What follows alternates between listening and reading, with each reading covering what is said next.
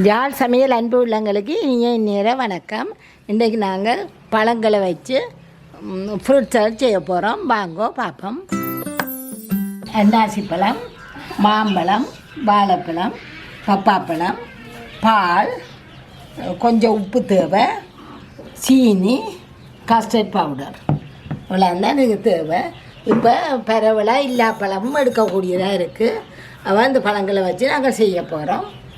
எப்படி செய்கிறான்னு பார்ப்போம். வாங்கும். நாங்கள் யாழ்ப்பாணத்தில் எடுக்கக்கூடிய பழங்களை தான் வச்சு செய்கிறோம். நீங்கள் உங்களுக்கு எடுக்கக்கூடிய பழங்களையும் இதோடு சேர்க்கலாம். இது இப்போ நாங்கள் இந்த பழங்களையெல்லாம் சின்ன சின்ன துண்டாக வெட்ட போகிறோம். வெட்டி போட்டு பாலை காய்ச்ச போகிறோம். வாங்கோ பால் காய்ச்சி எப்படி கஸ்டர்ட் செய்கிறான்னு பார்ப்போம். இப்போ நாங்கள் பாலை காய்ச்ச போகிறோம். வாங்கோ. இது 1 லிட்டர் பால், 1 லிட்டர் பால் நாங்கள் கொதிக்க வச்சுருக்கிறோம். இப்போ நாங்கள் இதுக்குள்ள ஒரு 2 கரண்டி கஸ்டர்ட் பவுடர் போடுவோம். இதுக்குள்ள நாங்கள் 2.5 கரண்டி போடலாம். 1 லிட்டருக்கு 2.5 கரண்டி போடுவோம். போட்டுட்டு இன்னும் இது கொதிக்கல பால். இது மெல்லிய சூட்டோடு இதை விட்டு கரைக்க போகிறேன். இது தான் வச்சது. மெல்லிய சூடாக இருக்கல கரைக்கும். கட்டியாக கணக்க சூடுன்னு சொன்னால் கட்டியாக போயிடும். இதை கரைச்சி வைப்போம். பால் நல்லா கொதித்து கொண்டு வந்த அப்புறம் இதை நாங்கள் விட்டு கரைப்போம். இதில் ஒரு கட்டியும் இல்லாமல் இதை கரைச்சி வச்சுட்டு இன்னும் கொஞ்சம் பால் விட்டு தண்ணியாக்கி வைப்போம்.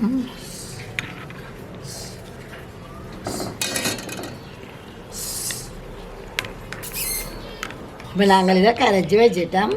இனி பால் கொதிக்க தூக்குது. பால் கொஞ்சம் நல்லா கொதிக்கட்டும், பொங்கி வரட்டும். இப்போ இந்த பாலுக்கு ஏற்ற சீனியை நாங்கள் போடுவோம். இதில் 6-7 கரண்டி போடலாம். நினைக்கிறேன் போல பாலுக்கு நல்லா கொதிச்சுட்டு பால் காணும். இப்போ நல்லா அடுப்பை குறைச்சி போட்டு நல்லா குறைங்க அடுப்பை. இந்த கஸ்டர்டை அதுக்குள்ளே விட போகிறோம்.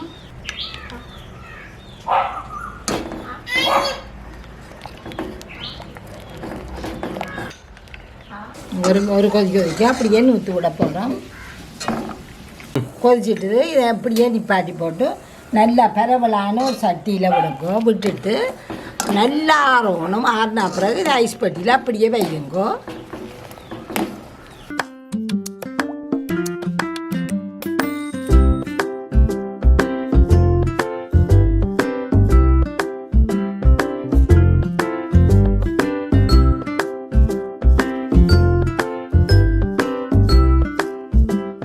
எல்லாத்தையும் பட்டமாக வெட்டி நடுவான வெட்டி எடுக்க போகிறோம். இதையும் வெட்டி கழிச்சு போட்டு வேந்து எல்லாத்தையும் சின்ன சின்னதாக வெட்ட போகிறோம். இப்படி எடுங்கோ. இனி இதை சின்ன சின்ன துண்டா எல்லாத்தையும் வெட்ட போகிறோம்.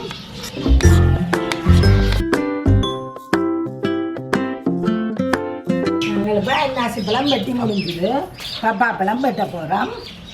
இதையும் நடுவால வெட்டி கொட்டியர் எல்லாத்தையும் எடுத்து போட்டு இப்போ இதையும் நாங்கள் சின்ன சின்ன வெட்ட போகிறோம். இதையும் வெட்ட போகிறோம் சின்ன சின்ன இதையும்.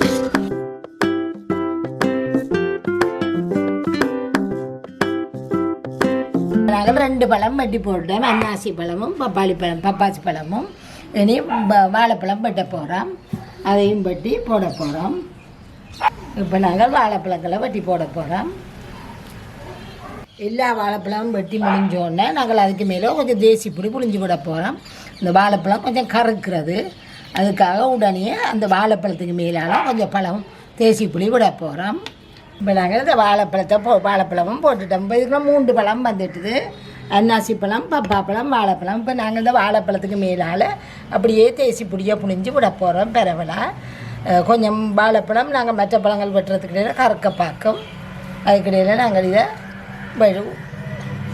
இந்த ஃப்ரூட் சாலத்துக்கு விட வேண்டிய புளியத்தான் நாங்கள் வாழைப்பழத்தோடு போடுறோம். பேருந்து எல்லாம் கலக்க சரியாக இருக்கும். இதில் இன்னும் ஒரு தேசி பொடி விடலாம். வடிவாக விட்டாச்சு. இனி இந்த பழம் கறக்காது. இதோடு நாங்கள் ஒரு சொட்டு உப்பையும் போட போகிறோம். உப்பும் கொஞ்சம் இனிப்புக்கு பதிலாக ஒரு சொட்டு கொஞ்சம் உப்பு பெரவலாக தூவ போகிறோம். மாம்பழத்தை வெட்ட போகிறோம். இப்படியே பழங்கள் எல்லாத்தையும் வெட்டுவோம். நாங்கள் எல்லாத்தையும் தனித்தனியாக போட்டுட்டு பேருந்து பெரிய இது கோப்பைக்குள்ளே போடுவோம்.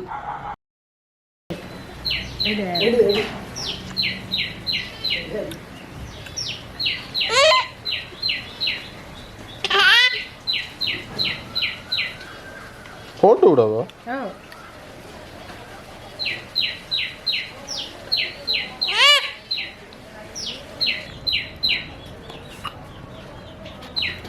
இப்போ நாங்கள் தனித்தனியாக வெட்டின எல்லா பழத்தையும் நல்லா கலந்துட்டோம்.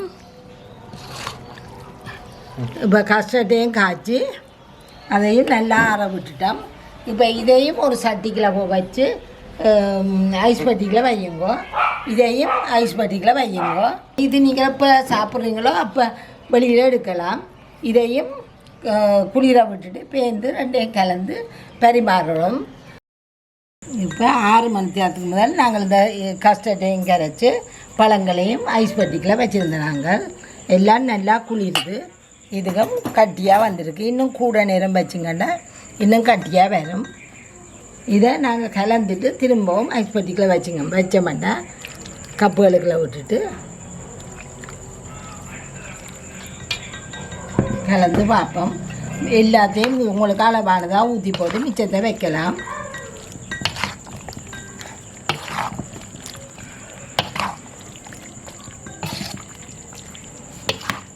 இது உங்களுக்கு கூட அளவுக்கு ஏற்ற அந்த பால் காய்ச்சிக்கில் சீனியெல்லாம் போடுங்க.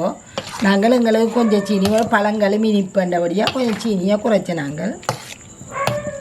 இது கொஞ்சம் கிடக்க நான் இதையும் ஊற்றி விட போகிறேன். இவ்வளோத்துக்கு உங்களுக்கு அந்த ஈரப்பதம் வேணுமோ அவ்வளோத்துக்கு நீங்கள் விடுங்க.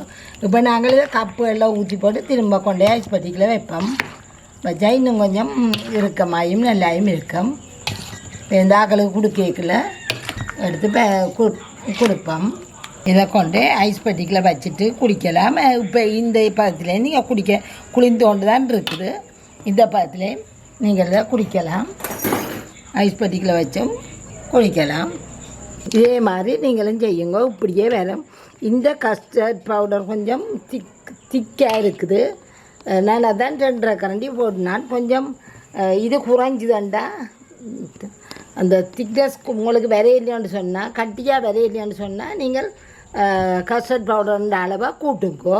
ஐஸ்கிரீம் வச்சும் பரிமாறலாம். இதே மாதிரி நீங்கள் செய்து வேறுங்கோ. இப்படியே வரும்.